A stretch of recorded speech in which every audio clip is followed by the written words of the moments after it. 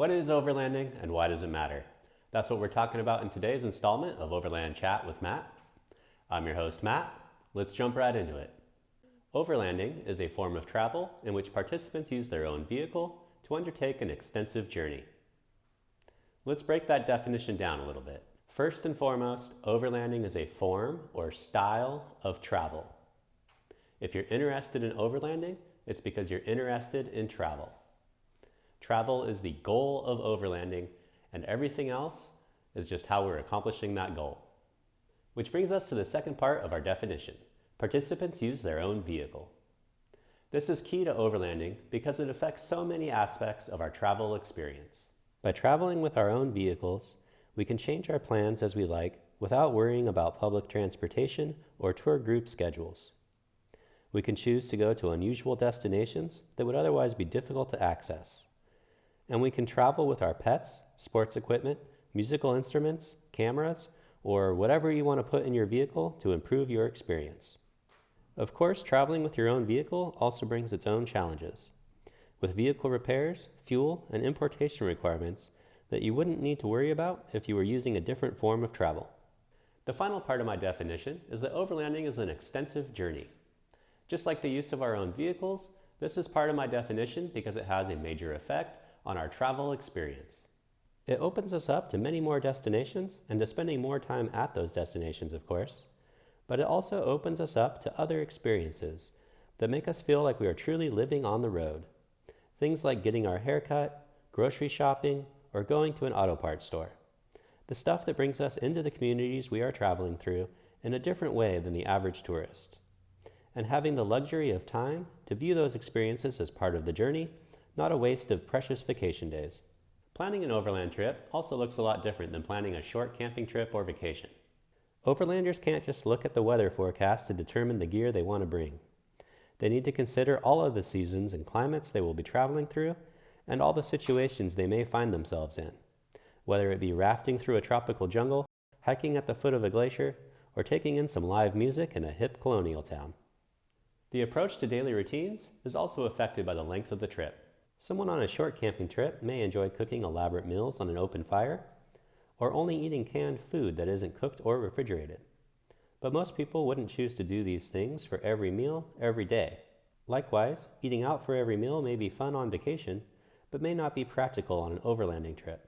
Small problems like a muddy tent or a depleted house battery can be easily taken care of when you get home from a short camping trip, but can be a real challenge to overcome while overlanding in an area during the rainy season. Furthermore, because overlanding requires such a commitment of time and resources, it has an effect on our lives outside of the trip itself. Whether that's the years spent saving money to fund a trip, or the choice of certain employment that allows for travel, or the effect that it has on relationships as we live this alternative lifestyle. Okay, so that's my definition of overlanding, but as I can tell in some of the comments that I get, we're not all in agreement on this.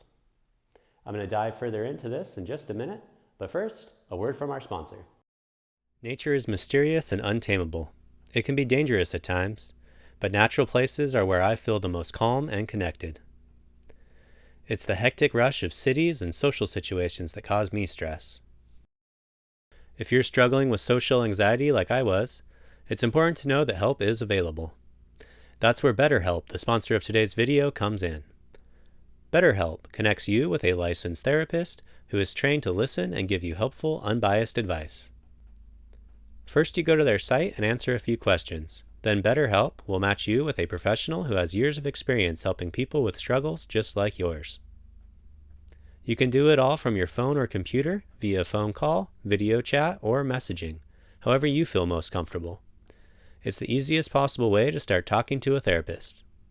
Let BetterHelp connect you with a therapist who can support you, all from the comfort of your own home. Visit betterhelp.com/traveling together and enjoy a special discount on your first month. Here in North America, where I'm from, I would say that the most accepted definition of overlanding is credited to Scott Brady, the creator of Overland Journal and an experienced overlander himself. He defines overlanding as self-reliant adventure travel to remote destinations where the journey is the primary goal, typically, but not exclusively, accommodated by mechanized off-highway capable transport where the principal form of lodging is camping, often lasting for extended lengths of time and often spanning international borders. This definition has gained popularity due to Mr. Brady's own clout in the North American overlanding community, as well as other personalities such as Is Overland that have publicly adopted his definition. So why don't I join the fold and accept the definition as well? I hate to be a pot stirrer, but frankly, it's just not accurate. I mean, right from the start, self-reliant adventure travel? Adventure is subjective, and overlanding generally isn't fancy resort travel, so okay, we can call it adventure travel, but self-reliant? I just can't picture an overlander being self-reliant, even if you do refuse to pull over and ask for directions. I mean, we drive on maintained, pre-established roads and trails. We rely on the communities we travel through for fuel, food, and water, and that's when everything is going well. When things don't go as planned, overlanders certainly aren't above asking and accepting help, be it from a doctor, a mechanic, or a guy with a homemade barge. The next part of Mr. Brady's definition says that overlanding is travel to remote destinations. It can be, but it's certainly not just that. Overlanding any major route, be it the Silk Road, the Pan American, the Australian Loop, or a Trans-African, will consist of driving on regularly used roads, passing through cities, towns, and farmlands. Furthermore, many overlanders consider their experiences in those cities and towns to be highlights of their travels. I do agree that with overlanding, the journey is the primary goal, in the sense that we are traveling for the experience, not just to get from point A to point B. The rest of this definition is where I see most of the disagreements arise, which is probably why Mr. Brady gives the disclaimer that overlanding is typically, but not exclusively, accommodated by mechanized off-highway capable transport where the principal form of lodging is camping, often lasting extended lengths of time and often spanning international borders. I personally don't consider the off-highway capability of your transportation, the frequency that you camp, or the number of borders you cross to be substantial to the definition of overlanding, though I do agree that traveling for an extended period of time is necessary. And this is the disagreement. Many folks believe that the length of the trip is unsubstantial as long as you're camping in an off-road capable vehicle. I would say that many of us are attracted to overlanding because of the freedom that comes with traveling in your own vehicle. And having the ability to go off-road and to camp are ways of expanding on that freedom. So it's natural that most overlanders would be attracted to these options. But I would argue that they are not requirements of overlanding. Many epic overland travels have been accomplished in two-wheel drive vans, sedans, and on motorbikes that were never meant to go off-road. And many travelers are drawn to the road for reasons that have nothing to do with off-roading or camping. So they spend most of their time in hotels or hostels near the historical, religious, and cultural attractions that inspired their travels in the first place. But their inclination to spend more time in populated areas doesn't mean that they're not overlanding. It just means that off-roading and camping won't be a major part of their itinerary. Finally, the length of trip requirement. I know a lot of people these days use the word overlanding to describe their weekend camping trips, but I would argue that that is not overlanding. It's camping. It's still a fun thing to do, it's just a different thing. I mentioned earlier that overlanding is first and foremost a form of travel. So, in order for something to be overlanding, it must be travel. If I were to ask a coworker, "Do you have any plans this weekend?" and they were to respond, "I'm going to travel to the coast," it would seem a little weird since we live near the coast, and we normally use the word travel to refer to a trip of considerable length. Similarly, if his response was, "I'm overlanding to the coast," it would seem like a misuse of the word overlanding.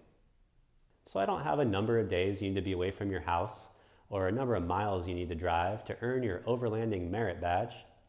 I would just say that you need to be on a long enough trip that you would consider yourself traveling in order to call it overlanding. I'm sure many folks still disagree with me, and maybe you can change my mind down in the comments section. But for now, my definition of overlanding is a form of travel in which participants use their own vehicle to undertake an extensive journey. The reason the meaning of this word is so significant to me is because it was an exciting day about 10 years ago when I first learned the word overlanding. I was planning a 2-year-long trip in which my wife and I intended to drive from California to Panama and back. And I was having a really difficult time finding any relevant information until I came across the word overlanding, and suddenly an entire community of travelers opened up to me, all of whom were willing to share their experience and information about traveling with their own vehicles for extended periods of time. Learning about overlanding was the key that unlocked all the information I was looking for to plan my trip through Mexico and Central America. Over the past 10 years, however, the definition has gotten muddled, and the word overlanding is often used to describe driving out of the city to sleep in a less developed area. But we already had a word for that. It was called camping. And the misuse or overuse of the word overlanding has once again made it difficult to find the community and information relevant to overland travel. Well, there you go. That's my rant about overlanding for today. Now when you watch one of my videos in the future, you'll know what I mean when I say the word overlanding. Thanks for watching. I'll see you next time.